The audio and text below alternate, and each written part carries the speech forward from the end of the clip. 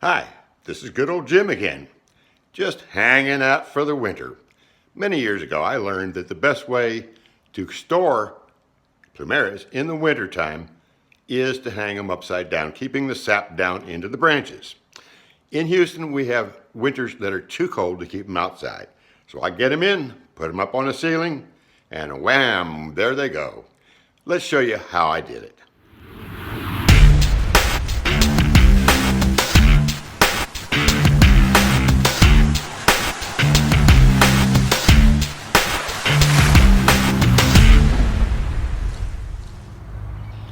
It's the end of the season for Plumerias. In the wintertime, they lose their leaves and become dormant. When the temperatures get down into the 40s, and here in Houston it does in November, it's time to pull them out and let them rest until the spring. Okay, we're going to take this one out. Luckily they have fairly shallow roots. So prepare it, get the mulcher out, pull them up. Not quite easy, but you can get them out. See if I can get it out from here. All right, got them out. Go ahead and get them. Get as much dirt off as we can. All right, there we go. And this is what you want. Then we clean the roots off. Get all the mud and dirt off of the roots.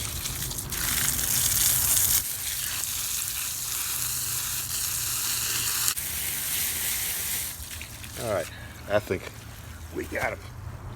The ones I have in my back patio are mostly in pots. I'll have to take those out of the pots, take the leaves off, and get the roots open on those. The small ones I just planted, they just rooted, I'll leave those in the pots. Give them no water until March. The big one is a bigger challenge. The big one is in the ground. Believe it or not, it's about 12 feet tall. It's huge. That will be a son of a gun. By the way, don't let them get this big. It's blooming now, and you can't even see the blooms. It's so tall. Okay, getting it out of the pot. Yes, not bad. You might want to also mark it with a Sharpie so you can remember the ground level where you had it in the ground, which helps when you go to plant it next spring. All right, so take this out, take it out, and shake it off. Knock as much off as you can, and get as much of that loose dirt in the pot. Saves you having to clean up so much right after the mess. And then what's left, you'll hose off with a hose. Then you want to clip off the leaves about a ½ an inch or so, not right at the base because you'll get too much of the white sap flowing. And you get the leaves off now because they will mess up at the house, and wherever you store them, they'll just fall off and cause a big mess. So you get them off right now. They're dormant anyway. But that sap that comes out of here, the white sap you'll see on the ends of these things, that white sap can actually stain, let's say a floor, terrazzo, or whatever surface you're working on. So it's better to do that out in the dirt and just make sure it's clean and ready to go. Then we work on the small potted ones. These are the ones I just rooted not too long ago. And all we're going to do really is cut off the leaves so the leaves don't cause a mess when I bring them in. And if there's any roots underneath, it's not a bad idea to knock those off. They're not going anywhere yet. In the spring, they'll come back out and everything will be fine. But we'll get all of these ready also. We'll store those just like they are with no water. Now for the big one. How am I going to get a 12-foot tree into a 9-foot ceiling? We're going to show you. All right. First, we're going to mark the base of the tree where it sat in the ground. I'll put a Sharpie in here so I can have marks. So in the spring when I put it back in again, then I will know about where to put it in the ground. Hopefully that will be all I need to do. I might actually take some tape and put it on there so I definitely remember. Then we're going to loosen the dirt around the base of the tree so I can get the roots a little bit free. Oh, it's already done. We're good. Luckily these have shallow roots. All right. Then next,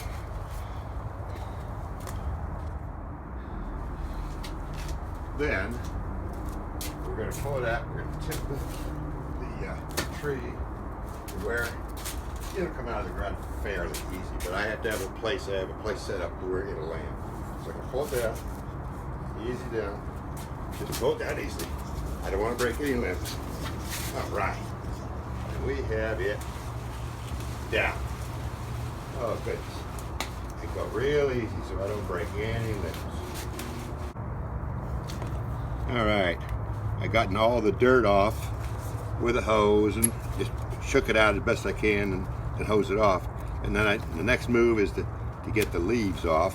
And you try to do as much of that as you can over the dirt area. So I turned the tree around to where it's mostly over dirt. You don't want to stain in my case, a saltillo tile, because it's kind of hard to get off. I'll bring you back as soon as I have all of this off. All right, now I have all the leaves off. Have it in the house. That wasn't easy. And ready to hang it. Okay, now it's time to tie the loop that hangs it around the hook in the ceiling. I use spline. You could use, I happen to have a lot of leftover spline, so it makes a good use out of it. You could use rope or string, something fairly heavy because they are pretty good size. But put a basic knot in it on the inside, and then align up how much you would like to have. I mean, that's probably about enough to hang from a hook in the ceiling. So I bring that back in and I wind it around the roots. Right, get it in there to where it has a little bit of something play on it. So I get it to where I get, you know, maybe about that. That would work. Then I bring it in and I hook it around the same loop I had before. All right, get it up in there. All right, get it up maybe about that's about right there. All right, then I tie it in at the base. All right, get it in there, tie it in. That's one. All right, and that's two. So it is ready to hang. In preparation for this hanging, I actually anchored really strong, sturdy screw hooks in the ceiling, put them in studs to make sure that they held the weight. And these things are not light, especially when you put 3, maybe 4 on a hook. All right, then we anchor them one by one and hang them on the hooks. Get the cord up, hook it on the hook, and it's ready to go. Number 1 out of the way. All right, start by looping my ropes through the eye hooks I have anchored in the ceiling. One for the middle of the tree and one for the root scenario. All set to go, ready to hang. All right, we get the center of the tree angled and tied up. Then we'll do the roots. All right, it is hung. It is supported by strings in the ceiling, eye hooks, and the roots up in the corner. This is how you get a 12-foot tree in a 9-foot ceiling.